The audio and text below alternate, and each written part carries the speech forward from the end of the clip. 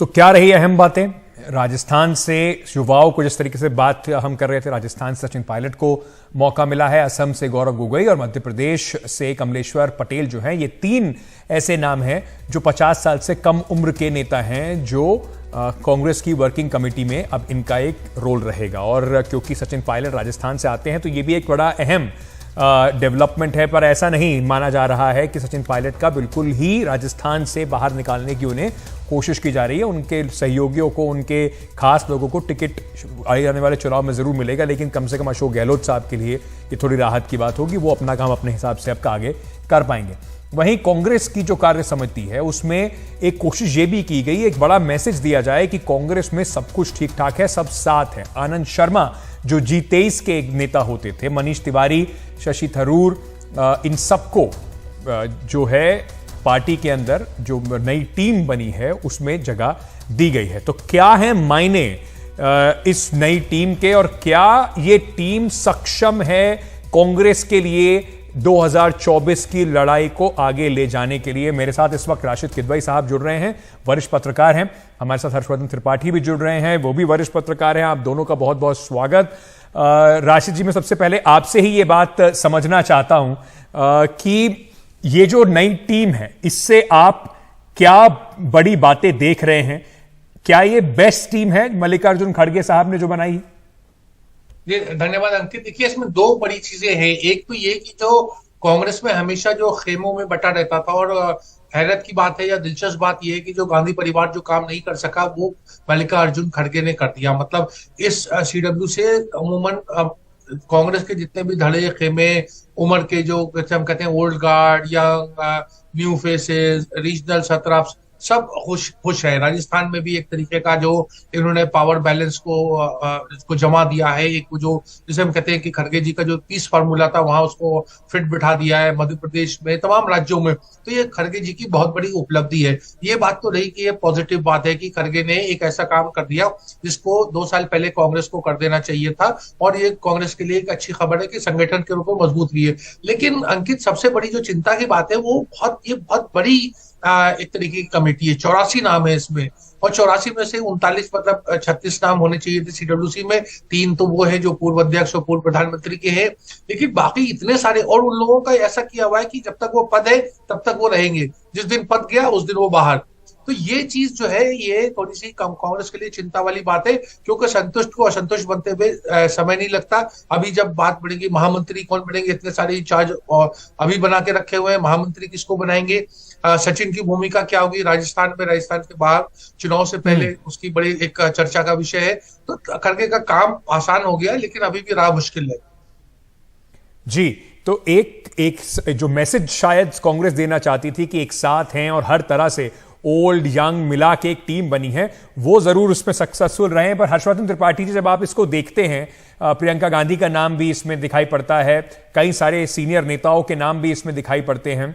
क्या प्रमुख बातें हर्षवर्धन त्रिपाठी साहब आपको नजर आती हैं? क्या ये बेस्ट टीम है बीजेपी का इलेक्शन मशीनरी, जो अमित शाह और नरेंद्र मोदी की इलेक्शन मशीनरी है, उसको टेक ऑन करने के लिए? देखिए अंकित, जब बेस्ट टीम कहते हैं तो जो अवेलेबल लोग हैं उन्हीं में बात कर सकते हैं। और मैं राशिद किदवई जी की इस बात से सहमत हूं कि मल्लिकार्जुन खड़गे ने सिर्फ इसी में नहीं ये काम किया है। आप अगर ध्यान से देखें तो राजस्थान, मध्य प्रदेश, छत्तीसगढ़ जो राहुल गांधी की अगुवाई में मोस्ट डिस्प्यूटेड एरिया हो गए थे, वो दूसरे डिस्प्यूटेड एरिया में तो घूमते रहते हैं, कुछ इस तरह की बात करते रहते हैं कि यहाँ डिस्प्यूटेड है, देश की सीमाओं पे डिस्प्यूटेड है, ऐसी जगह जहां घूम के आते हैं उसको भी डिस्प्यूटेड बताते हैं। लेकिन जो पार्टी के भीतर डिस्प्यूटेड हैं, ऐसे एरियाज हैं जो पार्टी के लिए कंसर्न होने चाहिए थे, उसको वो भूल जाते हैं। मल्लिकार्जुन खड़गे ने उनको ठीक किया है, एक तो पहली बात। दूसरी, जो न्यू फेसेज है, यानी जो कांग्रेस पार्टी का ट्रांजिशन है, वो मुझे इस कांग्रेस वर्किंग कमेटी में होता हुआ दिखता है। बहुत स्पष्ट तौर पर दिख रहा है कि जो नए चेहरे, नए सलाहकार, नए लोग जो आपको टीवी पर दिखते हैं, नए लोग जो आपको एग्रेसिवली लड़ते हुए दिखते हैं, उनको सीडब्ल्यूसी में शामिल किया गया है। एक जो सबसे महत्वपूर्ण बात है, मुझे लगता है कि वो बहुत ध्यान से सबको देखना चाहिए, विशेष करके पॉलिटिकल ऑब्जर्वर्स को। प्रियंका गांधी की राहुल गांधी से दूरी बनी हुई है, यानी सीडब्ल्यूसी में जो अहमियत है, जो ओहदे में उनकी दूरी है, वो जस की तस है। जो बहुत से लोग बार बार ये एक खबर फैलाने की कोशिश करते हैं कि नहीं प्रियंका को चेहरा बनाया जा सकता है क्या, वो बेहतर विकल्प हो सकती हैं क्या। एक बड़ा वर्ग है जो प्रियंका को नेता के तौर पर देखता है। मुझे लगता है कि कम से कम कांग्रेस पार्टी के भीतर और विशेषकर सोनिया गांधी इस बात को लेकर बिल्कुल तरह से क्रिस्टल क्लियर है कि राहुल गांधी ही नेता है, प्रियंका उनको असिस्ट करने भर के लिए। रशीद जी, आपको भी क्या इस तरह के कुछ संकेत मिलते हैं? मैं दो तीन चीजों पे आपकी भी टिप्पणी चाहूंगा। जैसे कि अगर हम बात करें दीपा दास मुंशी को इसमें जगह मिली है पश्चिम बंगाल से। पश्चिम बंगाल में जाना जाता है कि दीपा दास मुंशी और अधीर रंजन चौधरी दोनों ममता बनर्जी के खिलाफ काफी मुखर होकर बातचीत करते हैं। उसका जो इंडिया अलायंस है उसके ऊपर क्या संकेत मिलेगा, क्या मैसेज जाएगा? और दूसरा वहीं दिल्ली की अगर हम बात करें तो अजय माकन को भी लिया गया है और एक स्पेशल इनवाइटी के तौर पर अलका लांबा को भी इसमें शामिल करा गया है। दोनों ही अरविंद केजरीवाल के काफी खिलाफ रहते हैं। तो क्या कुछ सटल मैसेजिंग की भी कोशिश की जा रही है अपने अपोनेंट्स को?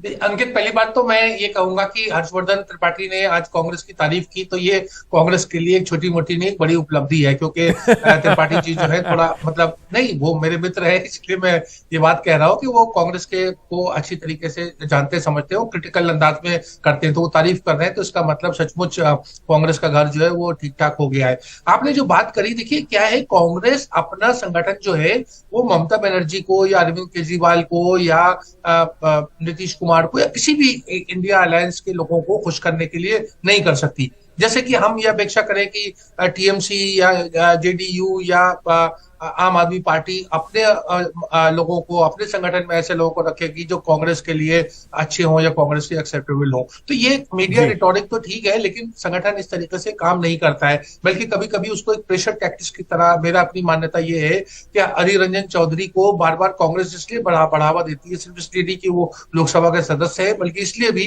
कि वो ममता को थोड़ा अंकुश में रखते हैं। और अधीर कुछ कहते हैं, ममता रिएक्ट करती है, तो कांग्रेस को शीर्ष नेतृत्व को एक मौका मिलता है, कहते हैं अच्छा ठीक है, हम अधीर को संभाल लेंगे, आप चिंतित मत हो। तो एक बार्गेनिंग चिप की तरीके का राजनीतिक दल इस्तेमाल करते हैं। देखिए ये तो एक संगठन का मामला है। अगला मामला सीट शेयरिंग और कौन किसकी हैसियत है राजनीति में, उसको कितनी सीटें मिलेंगी, उस सीटों के साथ में वो इंडिया अलायंस का भविष्य निर्भर करता है, ये नहीं कि संगठन में कौन आ गया।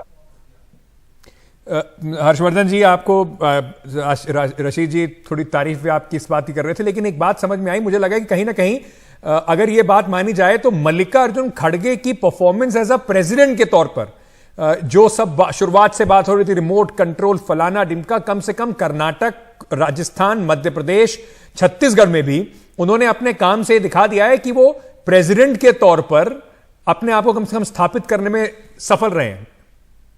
नहीं, मैं इसको थोड़ा दूसरी तरह से कहता हूं। मैं ये कहता हूं कि मल्लिकार्जुन खड़गे का जो राजनीतिक अनुभव है और जिस तरह से उन्होंने कांग्रेस के भीतर की मुश्किलें देखी, आप इसको समझिए। राहुल गांधी, सोनिया गांधी, प्रियंका गांधी, जिस दिन उनको ये लगने लगा कि पार्टी मजबूत हो गई और फिर से उन्होंने अपने टर्म डिक्टेट करने शुरू किए, उस दिन मल्लिकार्जुन खड़गे वहां कुछ नहीं कर पाए। उनके लिए बहुत संकट है, बहुत मुश्किल है। ये हर कोई जानता है कि कांग्रेस पार्टी में यह संभव नहीं है कि आप कोई अपनी अथॉरिटी स्टैब्लिश कर सके।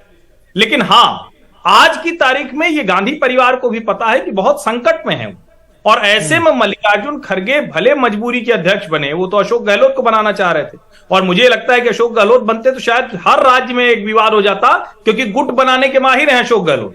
तो बड़ा अच्छा हुआ, कई बार कहते हैं ना ब्लेसिंग इन डिस्गाइज हो जाता है, तो इनको कहते हैं कि इनके भाग से हो गया कि मल्लिकार्जुन खड़गे हो गए।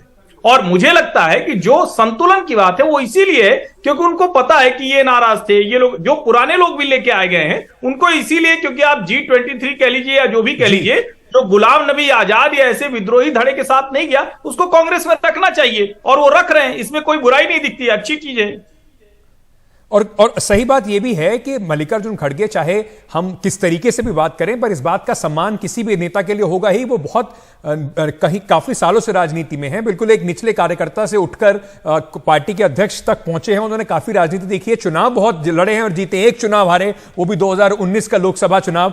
रशीद जी, क्या अगर ये 2024 के चुनाव से पहले की बात करें, उससे पहले जो इम्तिहान होगा वो 2023 में जो अंत में चुनाव होने वाले हैं मध्य प्रदेश, राजस्थान, छत्तीसगढ़, मिजोरम और तेलंगाना का, उसको देखते हुए ये जो CWC की जो नई टीम बनाई गई है, उस पे क्या आपको लगता है इनके पास क्या अब चैलेंजेस होंगे?